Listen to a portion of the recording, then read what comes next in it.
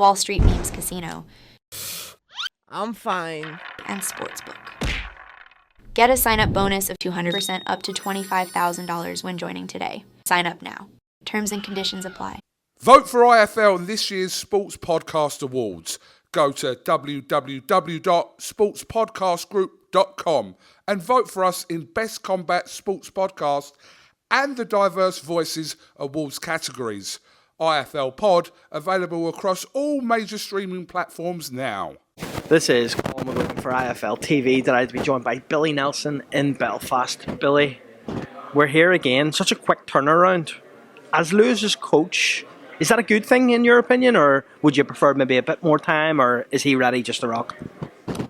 In an ideal world, you'd probably like another 2 or 3 weeks, but I mean, he was very inactive. 2022, I think he was injured for the best part of that year. So to get offered the opportunity, he grasped it with both hands. When I phoned him up and said to him that there was an interest for the, I was video calling him and he was munching a big fucking kebab. So make that your last. In terms of this fight, it's against an opponent that's very well known to the Irish audience. Someone that fought Tyrone McKenna in an all-out war. I'm sure you've watched it. And he fought Gary Colley and beat Gary Colley. What do you know about Jose Felix, and how dangerous is Jose Felix for Lewis Crocker? Well, he's a very good fighter. He's a very, he's dangerous if you let him be dangerous. I think it's fair to say, well, he get beat with Tyrone and Lewis. He won every round against Tyrone, but really getting into third gear. But again, I think physicality will be a big thing in this fight, and the power of punch of Lewis Crocker will take its toll eventually, I think. Where is this fight won for Lewis Crocker? I know you said his power will show. Do you believe at 147 this is for an interim title? I believe at 147 is Lewis just too big of a puncher for Jose Felix? Well, I believe it could be. But the other guy's very fast, so that's something we've got to deal with. But we've got to offset his work as often as and very, very regular. To date, would this be Lewis's toughest opponent in your opinion? It could be, if no because he's punching power, because he's speed and movement. We have to negate that. So that's one of the things that we will be looking to be doing very early in the fight. In terms of Lewis and his promotional setup, last time we had an interview before the fight, we were both talking about how a promoter is all Lewis really needs. He's got everything now, he's set. Has he now signed with Matchroom, or what's the story there, Billy? To be perfectly honest with you, I don't really know. I don't know, and it's no my concern because I don't manage him, and I genuinely don't know. But I know there's an interest in Matchroom as there should be, But the quite happily came here and let him talk the bill. I think if he puts on another good performance, I think they should sign him. If me and you're sitting here in January 2025, where do you want Lewis Crocker to be by then, Billy? Well, certainly on the verge of a world title shot. He could fight and beat anybody in Britain now. I genuinely do believe it.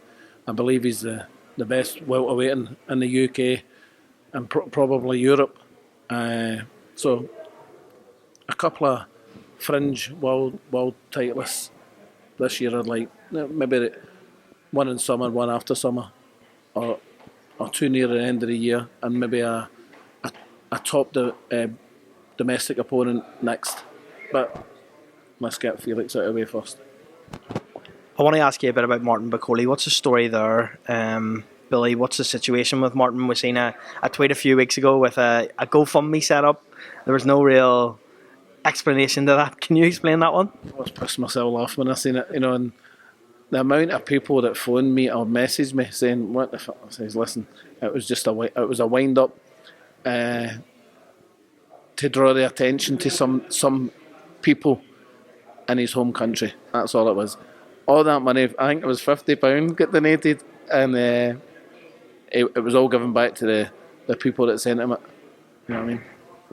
In terms of a fight contract situation with a boxer, what's the story with Martin Bakole going forward? In time, we've got a final eliminator and we've got 30 days from the 13th of January to negotiate with Cassius Cheney's people for a fight. But as of yet, I've no, I really don't know what's happening because there's been no contact at all from Boxer. So you'd maybe need to ask them what's happening.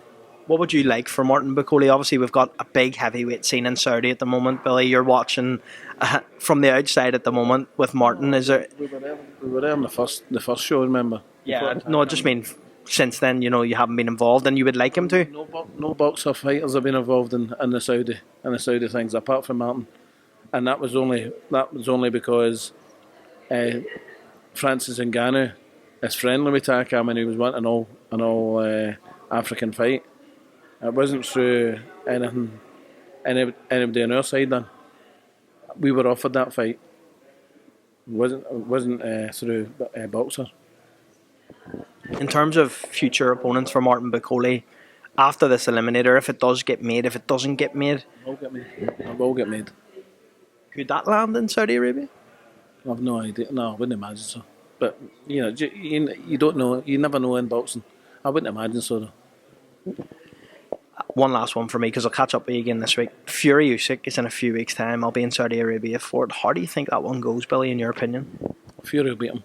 He'll control the distance, back him up to the ropes and keep the distance instead of trying to go too close. And I think he'll stop him with body shots. What Martin Bakole did. Well, Billy, it's always a pleasure on IFL TV. Look forward to catching up with you again this week, and look forward to watching Lewis put on a good performance on Saturday night, mate. Thanks. Thanks, mate. All the best. I'm fine.